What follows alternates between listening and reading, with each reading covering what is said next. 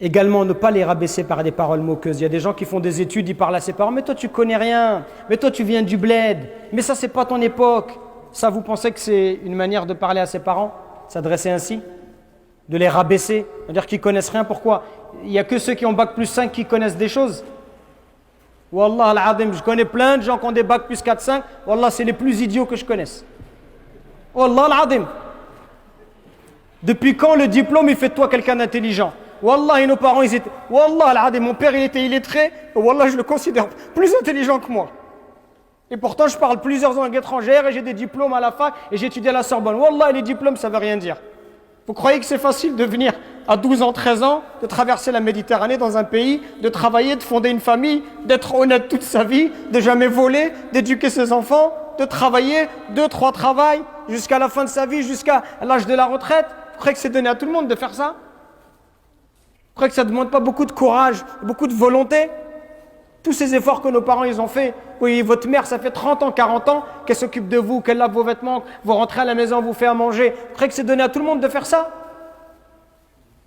Jusqu'au jour où vous-même vous aurez des enfants, et là vous verrez. Et là vous direz, ah oui, subhanallah, ah oui, là je vois c'est quoi les parents. Profitez de vos parents pendant qu'ils sont encore là. La plupart d'entre vous, vos parents, ils sont encore vivants? Oui? Qui a ses parents qui sont encore vivants? Levez la main s'il vous plaît. Regardez, mashallah, tabarakallah alaykum. Là, moi je vous envie. Moi, mes 2 parents, ils sont décédés. Rahmatullah alayhima. Moi, je vous envie, j'aimerais bien être à votre place. Et le message que je vous donne, c'est un message sincère du fond du cœur. Pour vous dire que vous avez de la chance, mais vous vous en rendez peut-être pas suffisamment compte. Moi, je m'entendais très bien avec mes parents, je me comportais, j'espère, bien avec eux. Ils étaient satisfaits de moi. Pourtant, quand ils sont morts, je me suis dit, et là encore, je me dis aujourd'hui, j'ai pas fait assez. J'aurais pu faire plus. J'aurais pu être plus bon avec eux. J'aurais dû passer plus de temps avec eux. J'aurais dû plus les appeler. Et aujourd'hui, vous savez, c'est quoi? Ce que j'aimerais par-dessus tout, ce qui a à mes yeux le plus de valeur, ce que j'aimerais vraiment, c'est juste d'être posé avec eux, de discuter. D'être posé avec ma mère ou mon père, de boire un verre de thé, de discuter avec eux. Pour moi, aujourd'hui, je vous dirais ça, c'est le bonheur. Le bonheur, il est là à côté de vous. Le bonheur, c'est pas avoir une grosse voiture ou une grosse maison. Le bonheur, c'est d'avoir des parents en bonne santé, de les visiter. Ils sont satisfaits de toi, ils te font des douas, ils te souhaitent le bien, et toi, tu t'occupes d'eux. C'est ça le bonheur. Profitez avant qu'il soit trop tard. Profitez avant qu'ils disparaissent, qu'ils quittent ce bas monde, et là après vous allez pleurer, vous allez regretter. Et ce que je vous dis, c'est pour vous que je vous le dis. Je vous le dis par miséricorde, par bienfaisance, par amour pour vous dire ne laissez pas passer cette occasion-là. Les parents, c'est un trésor d'Allah subhanahu wa ta'ala. Par vos parents uniquement, vous pouvez atteindre les hauts degrés du paradis.